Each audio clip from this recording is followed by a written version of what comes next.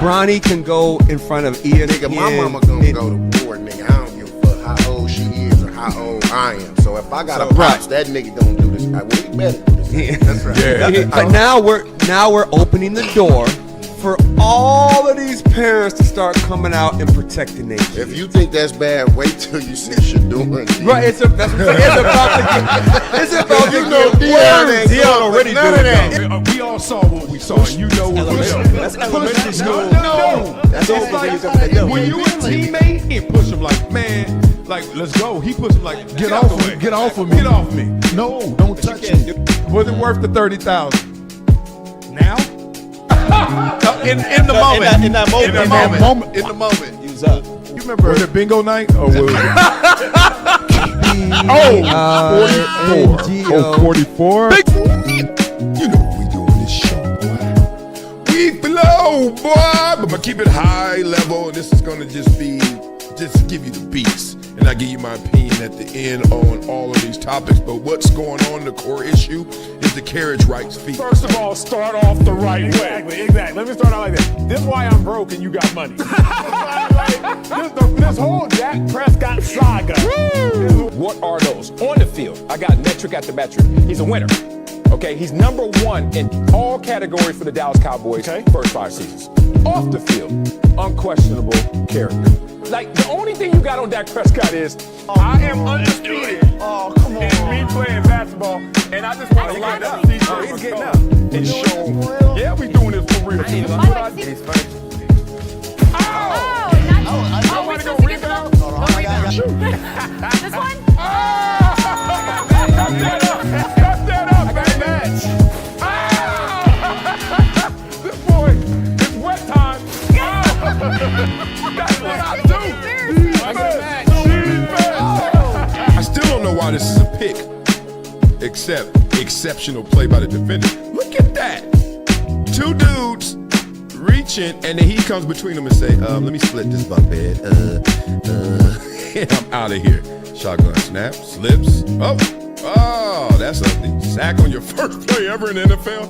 Y'all know your nightmares came true. You're like, God dang. Oh, yeah, this ain't it. Look at this blitz right here. I mean, he only knows so much what he's reading off stats, off paper. I mean, everything's good on paper. But I would always love to hear it from a player because they play the game. What about a journalist? Like, being real, NARPs are journalists. Like, you're from that pool, right? So imagine somebody just said, you didn't play the game. I don't want to hear it. She would have a living room full of people at about 10 p.m.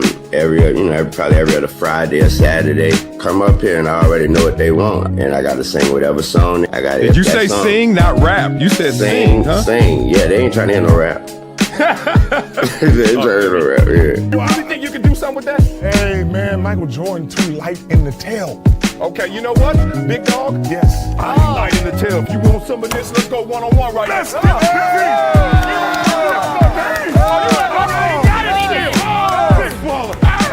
Everyone's playing the hits, but I'm a DJ. And one thing I know from my DJing experience is that you don't just play the hits. You play things that people haven't found out about yet. Discovery. Not up to me. I don't have this ego where I'm a buck, talk trash, and be like, yo, I don't like this. I don't like this. I'm gonna be like this. All right, I got enough talent. I got enough belief in me. I know what I want to do. Yep, let me go do it.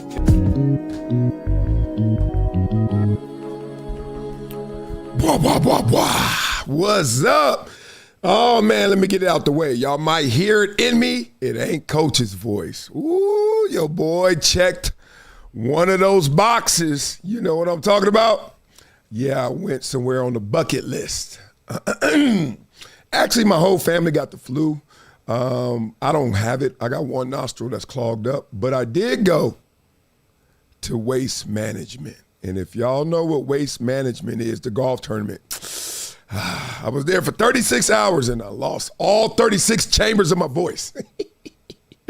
It was a blast. Check my Instagram. I'll give you guys some updates, some highlights, and take you behind the scenes like Ryan Russillo, my dog. Woo, Ryan Russillo out here winning.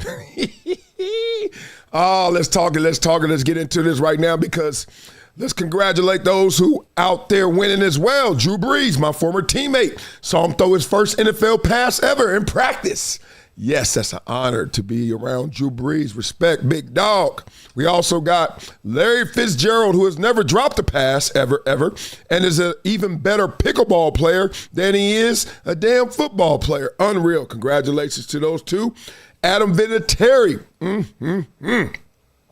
Not snuck up in there because he's a kicker, but damn, kickers be getting there. Glory. And this is the dude, right? Vinatieri, obviously, Patriots great, and Indianapolis Colts greatness. This guy, half of y'all don't know him. I was alive. I was a running back, and I looked up to this guy. This guy used to run with his knees higher than his belly button. Like every step he took, he would actually lift and have leg drive where his knees were higher than his belly button. Sucker used to run cats over. It was next level. And of course, Luke Kuechly, who we all know has one of the biggest brains in football history in terms of instincts, being able to anticipate and go out there and be a beast. So shout out to all those Hall of Famers. But I only named 5, right? 1, 2, 3, 4, 5. Uh-oh. So let's give some love. Like and subscribe to this channel right now. I got to make sure I say that stuff so we can get this out there. But if there's only 5 of those guys, congratulations one more time. Yeah. Okay. If there's only 5, let's name the 5 that potentially have to go in next year. Yeah, we're looking ahead. You know how it goes. Soon the Super Bowl ends, you know the first thing they show? Super Bowl preview for next year. Who's going to be in the big game, right? Well, let's do the same damn thing here. Because these are the eligible Pro Football Hall of Famers for class of 2027. We got Rob Gronkowski, Ben Roethlisberger. So far, surefire, right? Rob G is surefire. Unless he get in a scandal. But he is a Patriot. He is a Patriot. We're going to talk about that too because obviously Tom Brady, is he going to be first ballot? Bill Belichick wasn't. Robert Kraft certainly is not. We're going to talk about his campaigning as well. Whoa, Brady, Gronkowski, there's no way. Okay, anyway, surefire if they do it the right way. Surefire if they do it the right way. Adrian Peterson, surefire if they do it the right way. Richard Sherman, surefire if they do it the right way. Cam Newton? No, he's not getting in, even though he's good and great, better than me. He ain't getting in. Oh, we already I don't smell the muckery. The muckery is already existing. This is not an official list, but Adam, come on. You put Antonio Brown before Cam Newton in terms of career. You got to. That lets me know they already judging that off the field. Personality, scandal. You put Antonio Brown under Cam Newton? No way. This dude had the best 6 years as a receiver in NFL history. You got to look him up. They're insane. And he's already under Cam Newton. This is how they sneak you. This is how they do it. You know, what do they say? They don't boil the frog like 120 degrees, all that. No. Just a degree at a time. Lukewarm, room temperature, just another degree. This is how they sneak you. All right, Alex Mack, Andrew Whitworth. Ooh, Whitworth should be up there too. So I think being real, Gronk, Roethlisberger, Peterson, Sherman, and then Whitworth. They're not going to give it to Antonio Brown. Stop playing. Cam, no, he doesn't deserve it for real. Alex Mack, not yet.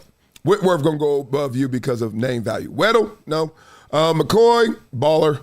All ballers, duh. Le'Veon Bell, nah, they ain't going to do that. Joe Hayden, shout out to the homie, tough. Malcolm Jenkins, beast. Brandon Brooks, Dante Hightower. Okay, so being real, we got the top 4.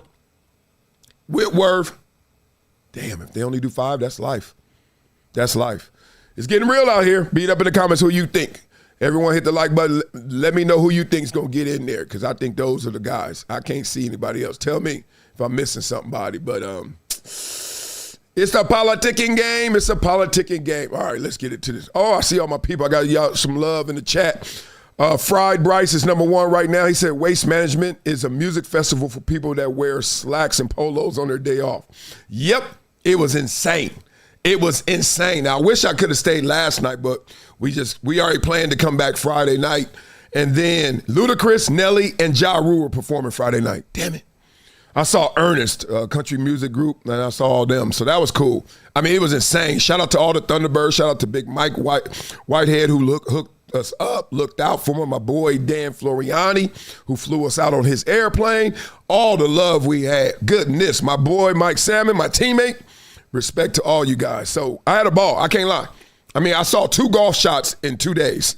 The rest was Drinking and thinking. All right, let's get into this because it's a lot of topics, dog. We got a lot to talk about. Like, what's going on with the president? Everybody hitting me up like that's my homeboy. I'm like, God dang, I just went to his house twice. God dang, we ain't that cool. You know what I mean? Donald ain't hit me up like, what's up, Wiley? What you doing, dog? You good? No, but I will break down what he did because we use your words for you or we use your words against you, how you want it to go. So now let's talk about this because Stephen A. Smith had to chime in on this Hall of Fame candidacy and all this, and we're going to talk about if Tom Brady's going to get in on the first ballot. Let's listen, shall we? You said on First Take that the building in Canton should be burned to the ground if Tom Brady doesn't make it into the Hall on that. Somebody's going to get arrested for arson. But somebody's going to burn the building down. I mean, you can't leave Tom Brady out as the first ballot Hall of Fame. He's a 7-time champion. Universally recognized as the GOAT in football. You cannot turn around and omit him from the Hall of Fame as a first ballot because there's no credibility. That happens, nobody wants to hear anything. I mean, it's bad enough you did it to Bill Belichick and Robert Kraft. Bill Belichick's an 8-time champion. You want to bring up Spygate. Spygate has something to do with the 2 rings he got with the Giants. Spygate has something to do with the 3 rings he got before Spygate. How about the 3 rings he won after Spygate? How about that? Okay? And if you're so gung-ho about holding it against him, well, how come he didn't win the Super Bowl from 2004 to 2014? So what was going on then? You ain't saying anything about it then. And so I look at it from that standpoint. I say it's utterly ridiculous. Of course, he should be in the Hall of Fame as the first ballot. And then you got Robert Kraft, an owner for 32 years. He got that voice. Did you go to Waste Management? I hear it. Nah, it's all these damn interviews. 11 Super Bowl appearances, right? Averaging 1 every 3 years. 3 different head coach quarterback combinations. Bill Parcells with Drew Bledsoe. Brady with Belichick. And now Vrabel with May. What are we talking about here? Yeah. And you had Gerard Mayo. What did you do after 1 year? You said you got to go. We need a change. What did you do? You go into off season. You spend a boatload of money. Would Vrabel be on the verge of being named the coach of the year if Robert Kraft hadn't made that change? If Robert Kraft hadn't gone out and spent over $300 million in free agency? I mean, think about that.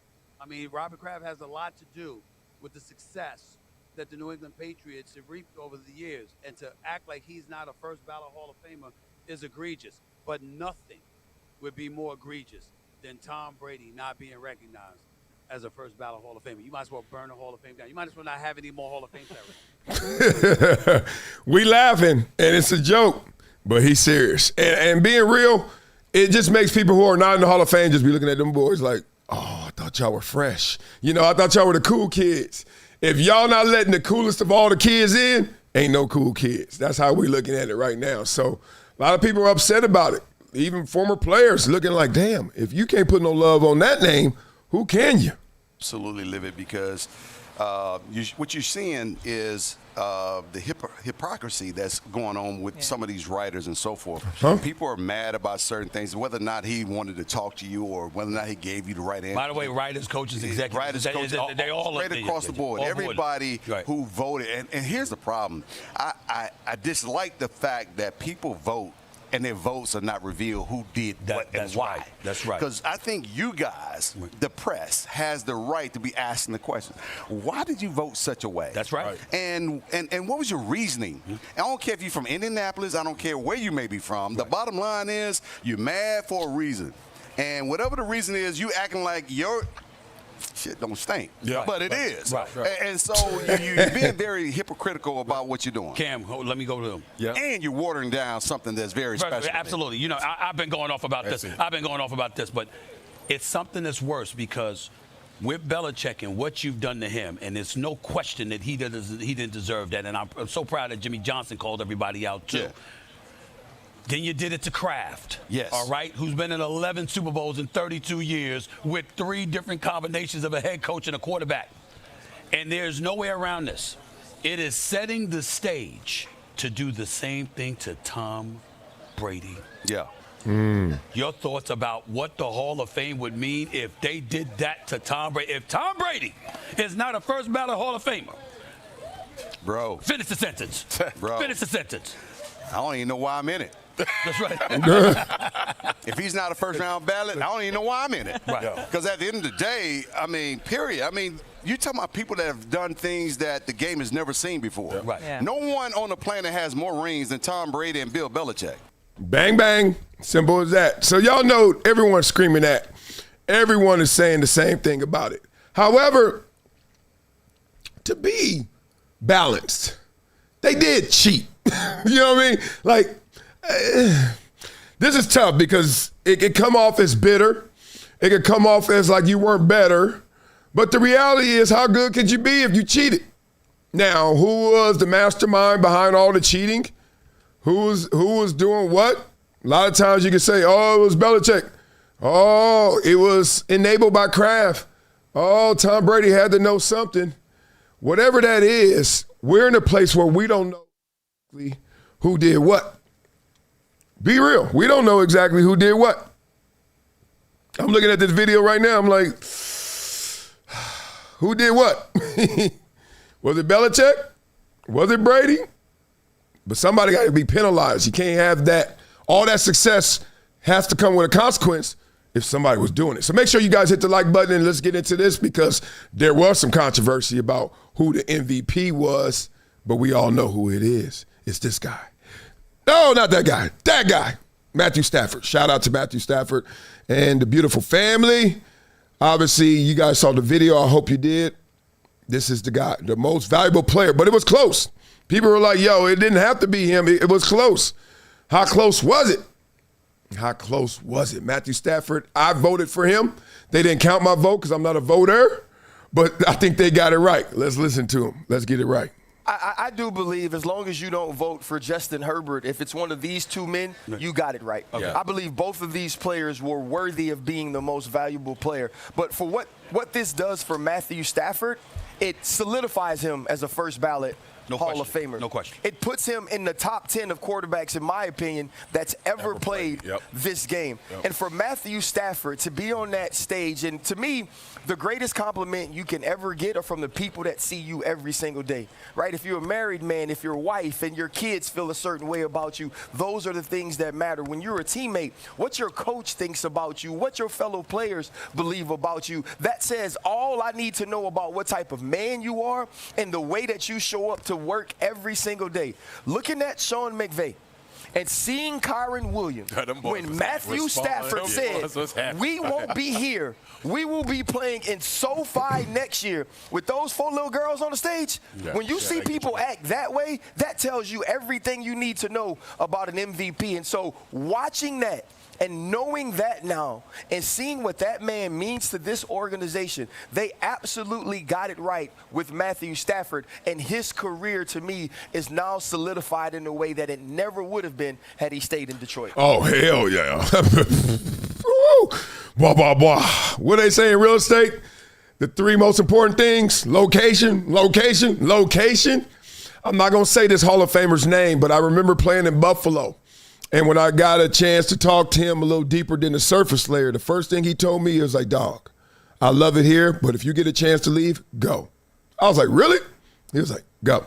I said, why? He said, opportunities, man. He said, as great as it is here, it's greater other places. And that was before social media. That was before when you had the world in your hand. It wasn't a smartphone. But that was the mindset of like, you can't get everything you deserve in certain places. And now, even though it's different, it's still different levels. I was just yesterday, I told you I was at Waste Management. I'm yesterday sitting there at this bar. This guy's from Monterrey, Mexico, and he's a big Dallas Cowboys fan. And my boy says, oh, he used to play for the Cowboys. And he's like, no way. And he barely knew English. He was like, no way. And he's like, can we take a picture, please? And all that stuff, right? I don't know why I'm making him sound Asian. He was Mexican. So the point is, we taking the picture and stuff, and he all love now. He like, oh, my God. The thing is, he's like, yeah, you played for all the other teams, but the Cowboys. Everywhere I go speak to kids, elementary schools, Project Transition, wherever we do. I say, yeah, I played for the Buffalo Bills. They go like this, wow. I say, San Diego Chargers. They go, wow. I say, I don't even get the Dallas out. They lose their mind. There's different levels out there, so you got to put some respect on it. But there's also, you got to put some respect on the type of person you are, the type of lifestyle you're living. All these things matter. Some say that it matters more than just you thinking it. It's mattering more in the MVP vote. Yeah, it was a little deeper than just how good you were. Let's hear it. But to me, here's really the difference between the two. There is a reason in this country you cannot be president until you're 35. Matt Stafford understands the why on every play. Drake May is 23. He's still trying to figure out the what. It's like great parenting. You don't have to save your kids if you're a great parent. You don't put them in positions to be saved. Great presidents are like that. Matt Stafford's like that. He's a Jedi master at the line of scrimmage. True. You ever watch how often the Rams go to the line of scrimmage and he's changing plays? He's getting you out of trouble. He's getting you into yards. Drake May can't do that. And maybe it's the fact that Stafford's got 4 daughters. He's been married for years. But there is a calmness and a maturity and an EQ. I mean, think about this. Matt Stafford has more fourth-quarter comeback wins than Drake May has career starts. He's attempted 8,800 passes. Drake May's at 800. They're just different people. Life experience. We won't let you be president until your mid-30s, and I'd suggest we go to 40. I mean, I'm getting tired of the 70 and 80s, but there's a reason we have that. Yeah, I hear you, Colin. At the same time, be careful, y'all. This is how they insert other factors, other criteria outside of regular season greatness and value and dominance. You see how it goes? Now we talking about what kind of guy you are, what type of father you are. What the fuck? We talking about the MVP. Give a damn if he in the streets. I don't care what he doing. I don't care if he tricking it off. I don't care if he's at the strip club every night. Is he the MVP? We've come a long way from Lawrence Taylor, haven't we? In those days when we used to think the best player didn't care about anything else, but because we have the access, now we care about everything else. Boy, you better mind your business, because I'm handling business. That's what it is. So I'm always careful when I'm like, yeah, you're making great points, but you're mapping them on and applying them on to things that don't deserve it or doesn't need it, doesn't want it, doesn't care. Like inside the locker room, coaches don't give a damn what you do as long as you do what you're supposed to do. They don't care. They really don't. Like anybody. I think in most places, unless you got some pristine culture, right? You got some puritanic culture. If you're in a place and you getting your job done, nobody tripping on you. They're not even checking on you. They don't want to see your timesheet. Look at the production. It's when you're not producing. What you up to? And that's when the distractions come out. That's when they leak reports. And next thing you know, they got to defame you so they can let your ass go. Because why? Nothing else but you weren't producing. Don't act like Drake May wasn't producing. Talk it up. Did you have an MVP vote? No, I didn't. Okay. And you would have voted for? Drake May. Okay. I agree that Drake May was more valuable to his team. Yeah. But how do you equate what Stafford did? Okay, he's got great head coach. Mm-hmm. He has all these weapons. Yeah. But you still got to produce with all of those weapons there, which he did. It's like with Mahomes. When he had Hill and he had Kelsey, yeah, he should be great. Yeah. Here's how I say that. And I try to bring it back to things that people can relate to. If you got 2 great cooks and they both are world reclaimed, if I give one cook more ingredients and more options, they can make a better meal than the other cook. It's as simple as that. Because you are a product of the environment and the ingredients that you have to work with. The knowledge is great, but to your point, you got to go about it. You got to go out and get it done. And it's really simple, man. Drake May did more with less. He didn't have Puka Nacua and Devontae Adams. He doesn't have maybe – you can argue that Sean McVay, and people often say is one of the greatest minds. Nothing against Josh McDaniels because he won Assistant Coach of the Year, and he should have. Mike Vrabel won Coach of the Year. But when it comes to the weapons, Puka Nacua, Kyron Williams, I mean, just Devontae Adams, the way they run the football, outstanding what they had. Like anybody with common sense, Stephon Diggs coming off an ACL.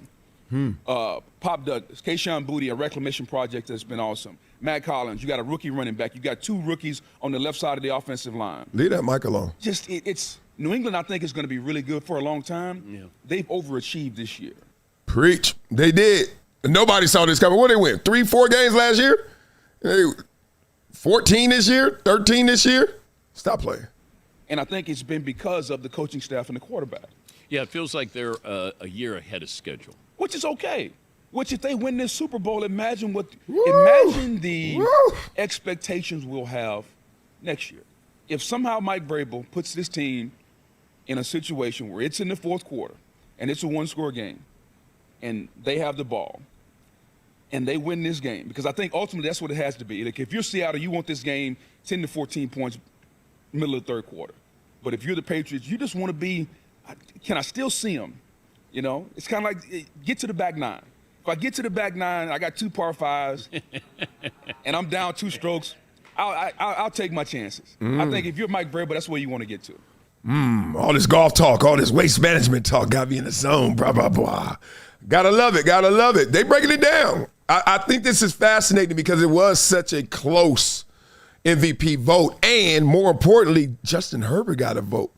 And if you really know football, I'm not even doing my Charger homer bias. I could do it, but I'm not right now. If you really know football, Herbert was a dude this year. But let's stay on focus, on topic, on subject. Drake May. Let's hear it. Well, I didn't know who gets it. I would say Stafford, but I'm a voter, and I voted for Drake May. And I'm right. And I'm going to explain to Dan Orlovsky why he's wrong, because we already know what he did. First of all, let's remind folks, this is a regular season award. We cast our votes after Week 18. Nothing that's happened since then should be applicable to that. Over the course of the regular season, for me, I look at 2 things, dominance and then value.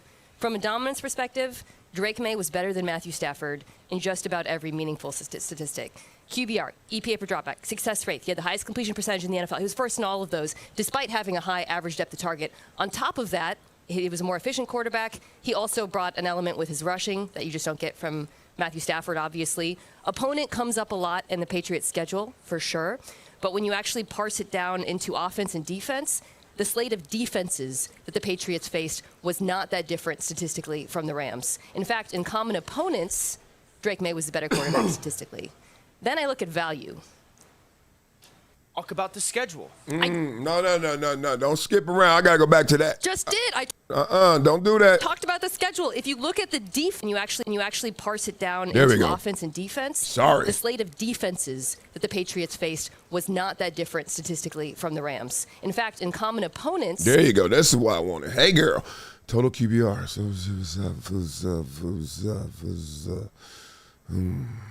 Interesting. Keep going. Drake May was the better quarterback statistically. Then I look at value. Drake May during the regular season, I know we were watching this Patriots defense and they look great in the postseason. They were not great during the regular season. 23rd in DVOA. The run game, 21st. Meanwhile, Matthew Stafford, the Rams defense, top 5 in DVOA, best run game in football. Finally, I like the Patriots receivers. They ain't Puka Nacua. So when you look at who carried their team more, who did more with less from a value perspective, in addition to the statistical dominance, to me it is clearly Drake May. All right, so one, I don't know who's going to win. I voted for Stafford. This is my biggest pushback to you, and this is where you lose it. You can't, on one hand, talk about the numerical advantage or the statistical advantage that Drake May has on some of the things that you reference, and then not talk about the schedule.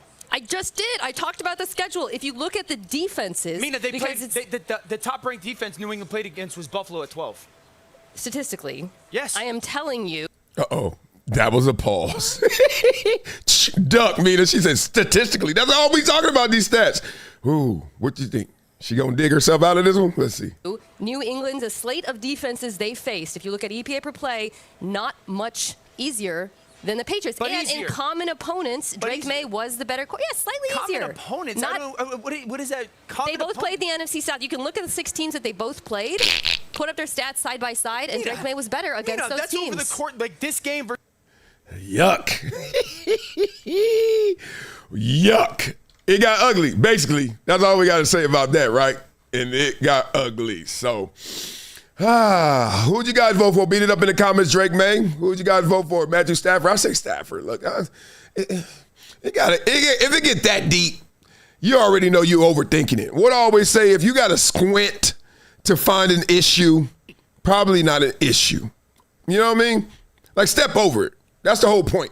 That's why you run hurdles. You don't run hurdles because it's like, oh my God, I got to hop over it. It's like, no, learn the form to just get over the thing fast and quick and move on to the next, okay?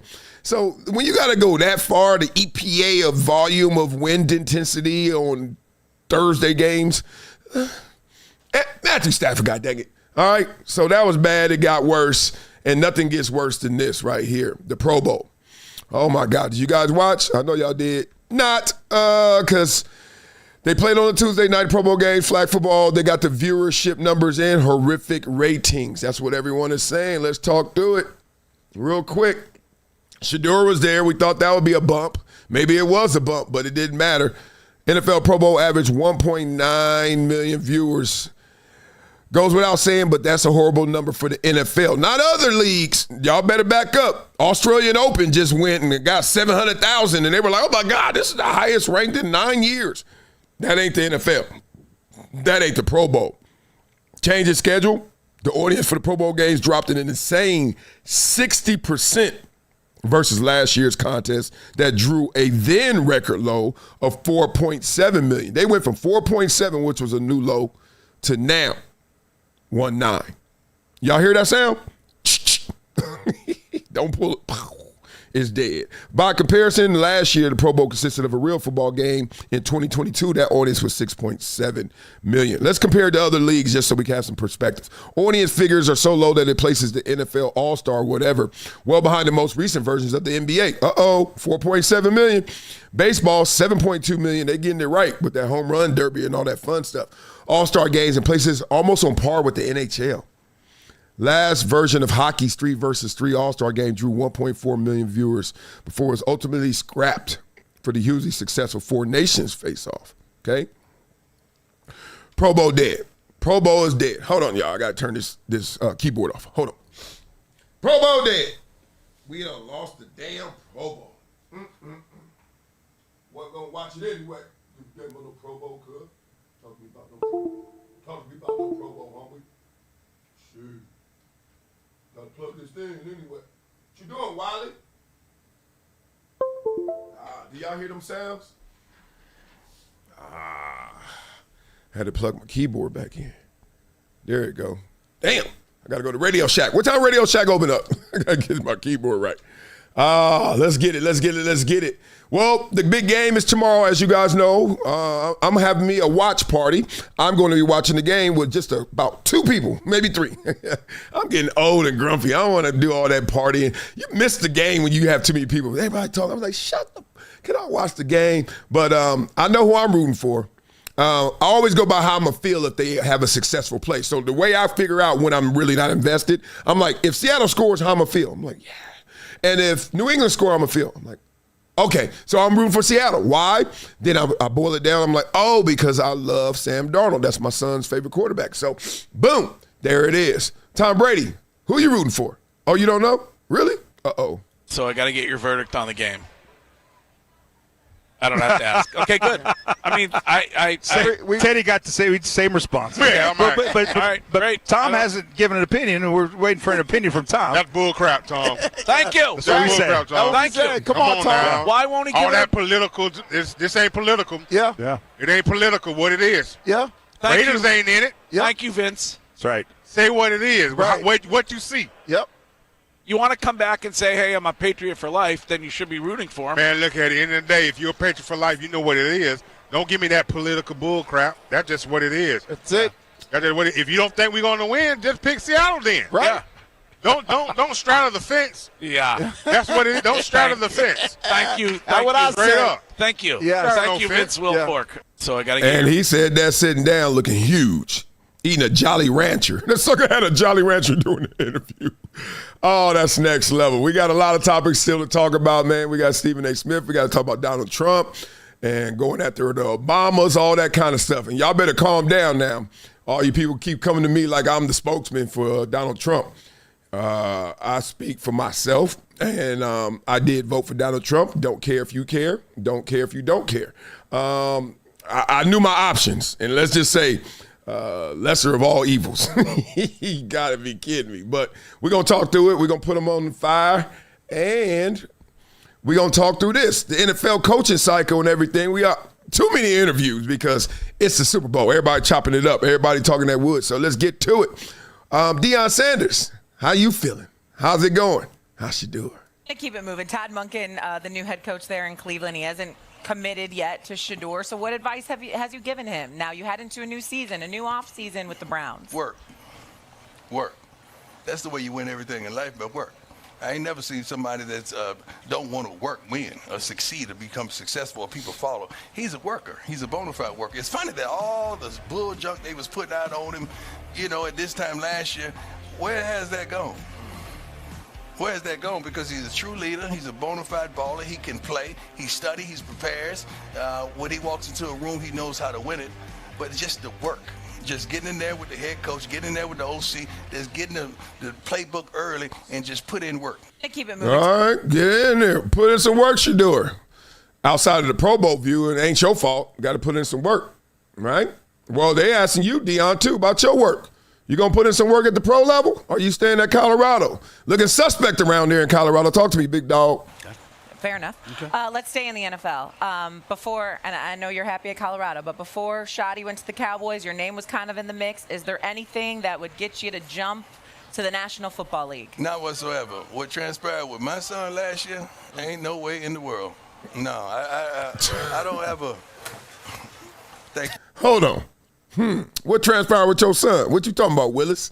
You talking about what? The collusion? No, we found out that wasn't collusion.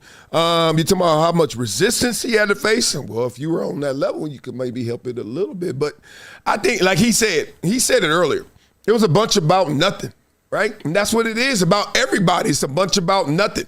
People are guessing. We got now, you won the MVP because you're married and you have 4 daughters. Like, you know what I mean? Like, people just got to fill up the content space, and they're going to say something, anything, everything, and you just got to be able to deal with it. And those who can deal with it and still work, as he said, those who can still keep their joy and enthusiasm and keep their high esteem while they go from victory to victory, victory to loss, loss to loss. Whoever can keep that process going and still be themselves are going to be those who are victorious. Yes, I'm preaching right now. Keep going, Deion. When I stop like that. That's to keep you from saying you don't need to say. When I stop like that, that don't mean I'm lost for words. That means God said, Hold on. That's too wrong. That means God said you're a head coach now. You can't do that now. You can't talk like that. You can't say that. I know you're comfortable with your brothers here, but you can't say that. Fair enough. Here they took it down. Let's get it out. Uh-oh. I'm going to stop. I'm coming back.